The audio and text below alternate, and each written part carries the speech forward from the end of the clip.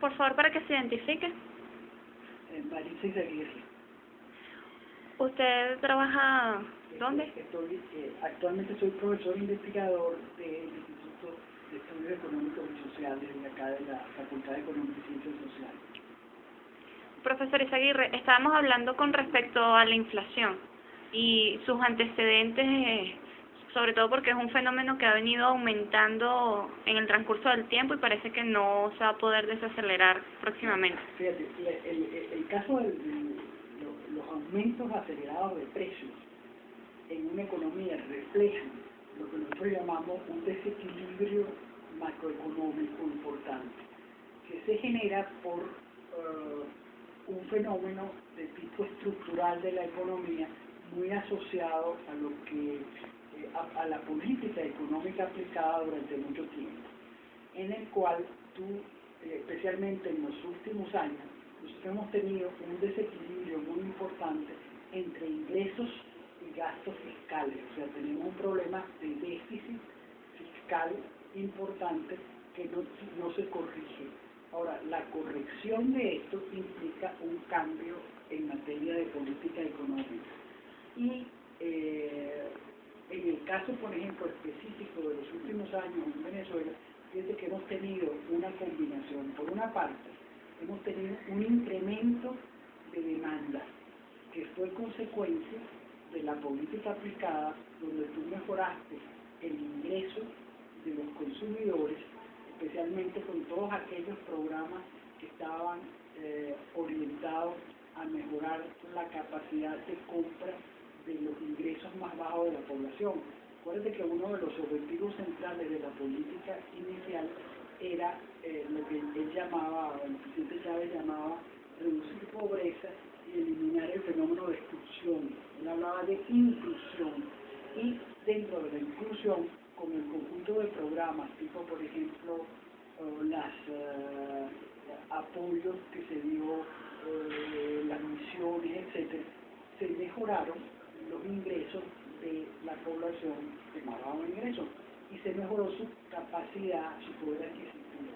Pero en paralelo hubo un problema serio de que hubo un problema de que no se incrementó la oferta de bienes. Entonces se produce un desequilibrio entre la oferta de bienes y la demanda, especialmente en el caso de los rubros alimenticios. Tú incrementaste la capacidad para la compra de alimentos, además instrumentaste unas medidas de política donde controlaste los precios. Controlaste los precios, entonces a un incremento de la demanda, ¿qué es lo que pasa? La gente compra más bienes en un momento determinado, especialmente en el caso de los alimentos. Pero si no acompaña con un incremento de la oferta de los alimentos, que a su vez se vio limitado por los controles de precios, que no tomaban en cuenta en el precio final del producto los cambios que venían sucediéndose en materia de precio, especialmente de los insumos. Entonces, por ejemplo, cualquier cosa que tú produces en Venezuela tiene un componente importante de insumos que tienes que importar. Estos insumos que tienes que importar, tienes que tener la disposición o la disponibilidad de moneda extranjera para poder comprar estos insumos. Si a lo largo del tiempo se incrementa una política, por ejemplo, de control de cambio, la política de control de cambio, ¿a qué te afecta? Te afecta la oferta de divisas que tú tienes que utilizar como aparato productivo, como productor, para poder competir con esas divisas y comprar los insumos necesarios para producir. Entonces, fíjate que se generó a lo largo de estos años un fenómeno complejo que está asociado a una política económica en la cual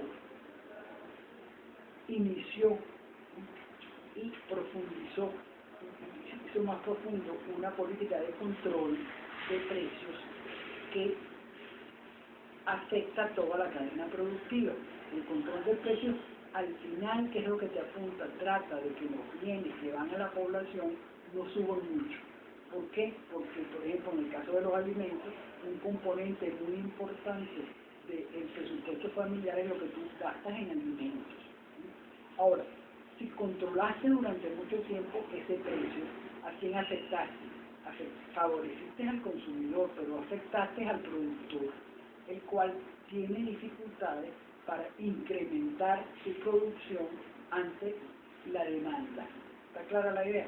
Ahora, como en ese periodo tú tuviste ciclos de precios muy altos del petróleo, tenías entonces ingresos suficientes, ingresos suficientes y especialmente en divisas, para importar.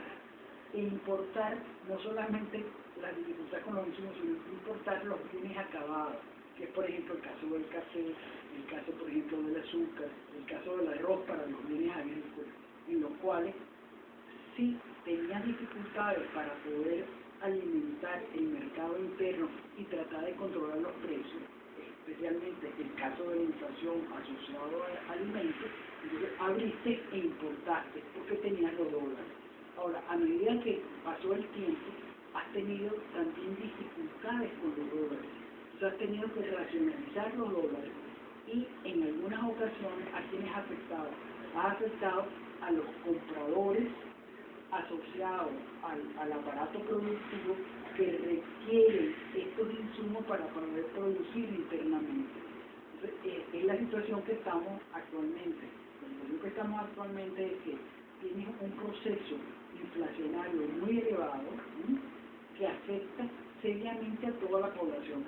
La inflación, la gente dice que es el impuesto más duro que tú puedes tener.